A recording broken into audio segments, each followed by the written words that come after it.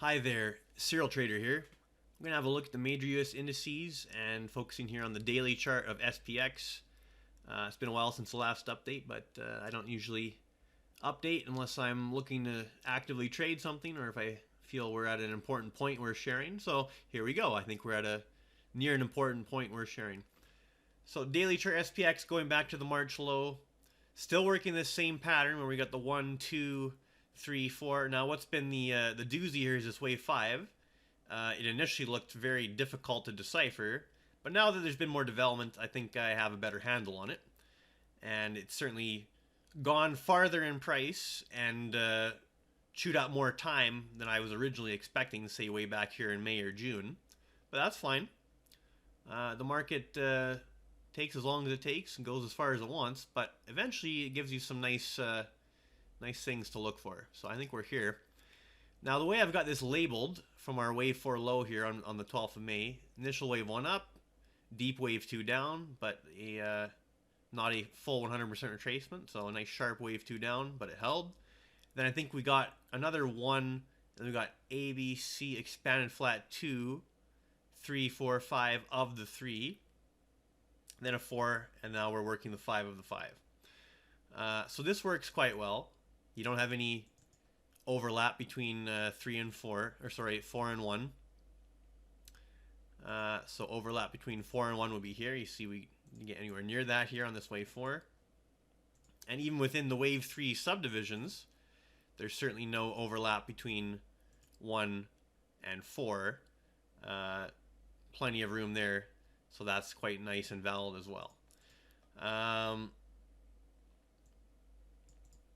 So just dissecting this further, if we do a nice relationship 1 off of 2 into 3, I believe we did a near perfect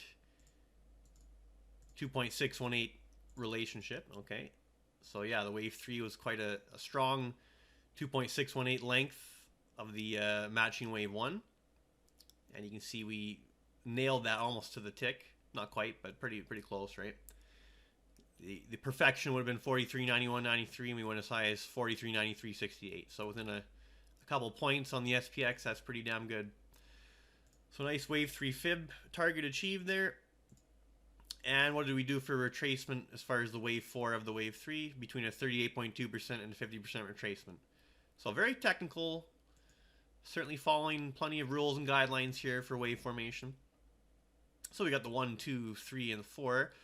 Now we're working that 5. Well, I mean, there's various targets we could have for 5, but let's just do our extension of the range of 4, which works quite well typically, and do our common 1.382 and 2.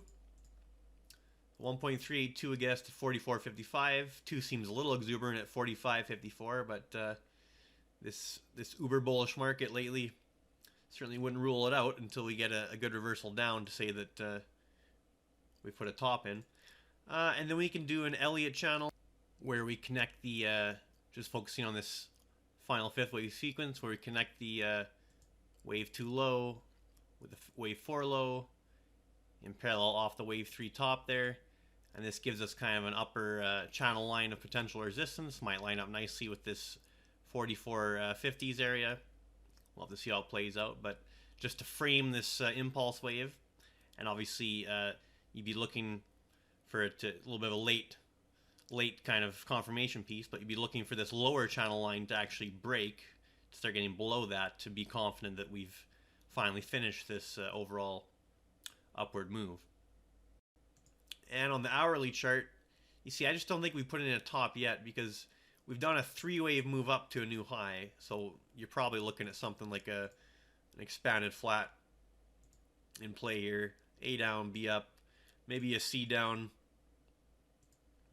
like this, or maybe we're even doing something like this. Triangle, running triangle, A, B, C, D, E, and then pop up one more time out of the triangle. We'll have to see how it plays out next week, but I'd be certainly on guard next week to have one more pop up, excuse me, and then form a top. We're very mature on this this pattern off that March low. And if I just pop up the technicals here, so the MACD and the RSI, and just focus in on the RSI here, you can see just every time we make a new high, we keep making a lower high in the daily RSI. So nice bearish divergence continuing here on the daily RSI. And that can persist for a while, but eventually it's going to matter. Eventually this market's just going to blow its last wad and then finally come down. Now the question is, what kind of correction are we going to be looking at on the other side of this? And I have my biases, but try to remain open here.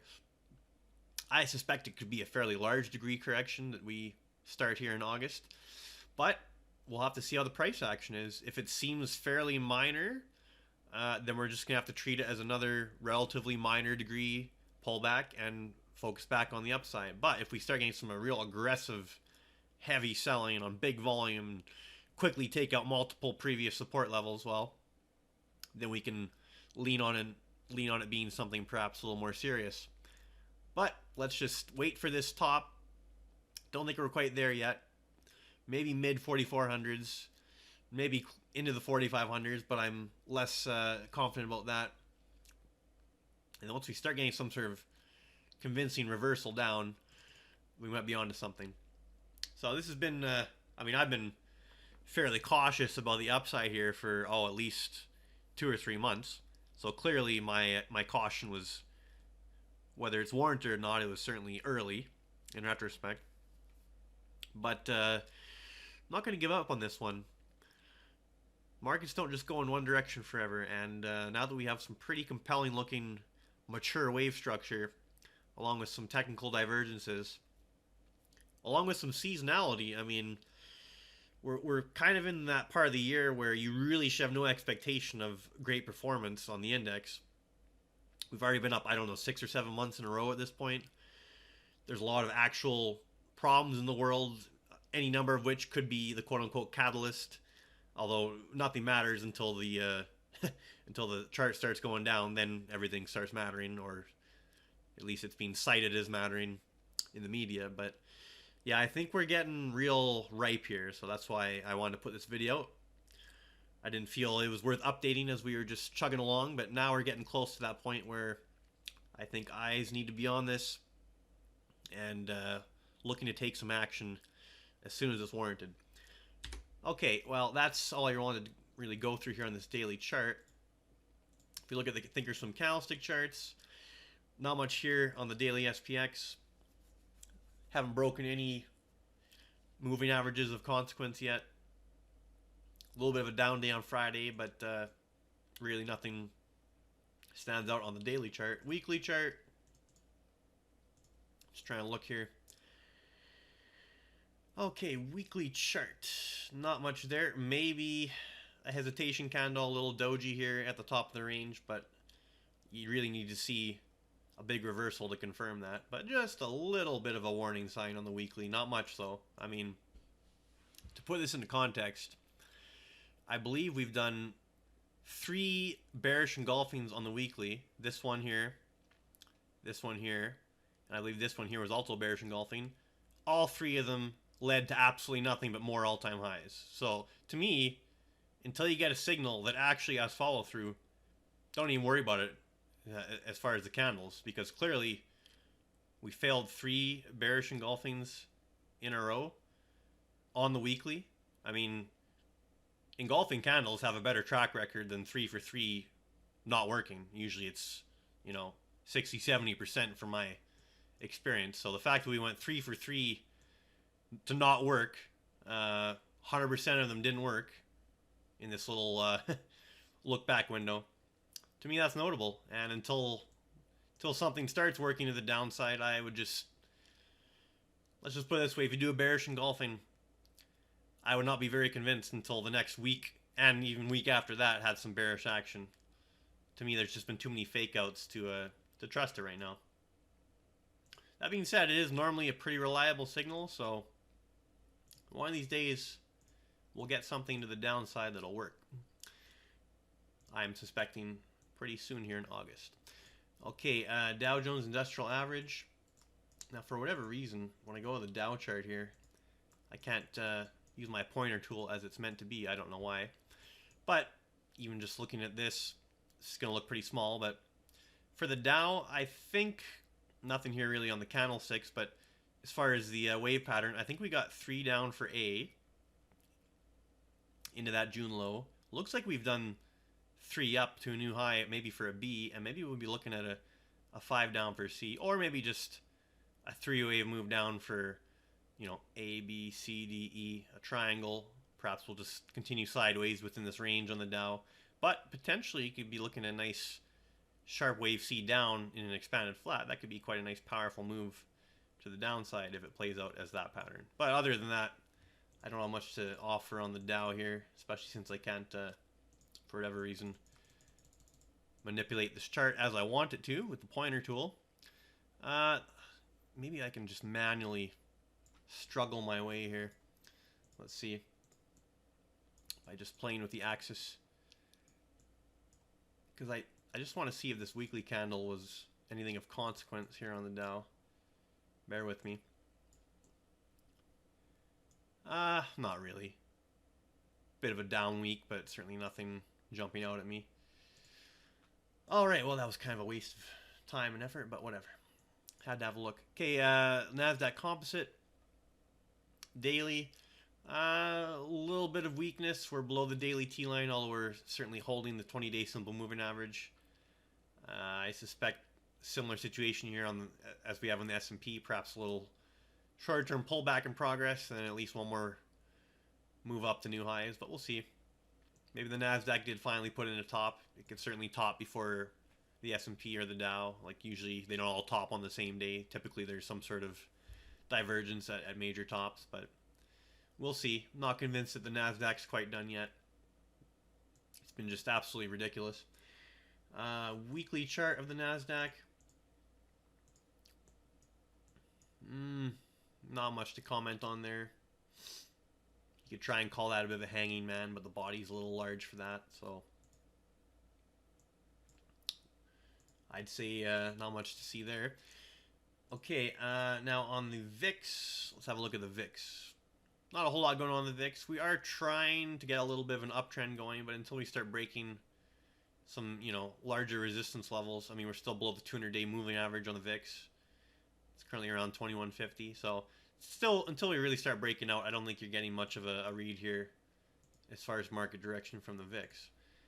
Now, let's have a look at the VIX VVIX tool. Now, I don't really see a whole lot here, and let me explain. So I think the spike down here on VVIX is actually like just bad data. Like, I don't think it actually traded that low. Could be wrong, but it just seems like a bad data spike. Doesn't really jive with the rest of it.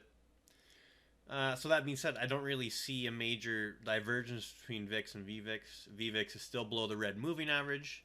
Now, SPX is below its blue moving average, but I think given the lack of a complete signal here, the lack of a VIX-VVIX divergence, and the lack of VVIX being above the red moving average, this might just be some sideways chop and basically noise and not a true sell signal. And that's certainly what I mean, we really got to start tanking with some conviction here for me to believe that this is really anything, and I kind of don't think it is here just yet. So that's all I got on the VIX-VVIX tool. Yeah, I think I covered pretty much everything I wanted to go through. So coming up here in August, maybe a little bit more upside in the first week or so, we'll see. And then I think we should be looking for a top. I mean, if we just plow through August and just keep making new highs and having these tiny pullbacks and then new highs again, if that's how the entire month of August goes, then I don't know. I don't know what to tell you, but I just don't think that's likely. Let's see how it plays out starting next week. I'd like to see some volatility return to the market and to create some new opportunities. All right, Serial Trader signing off.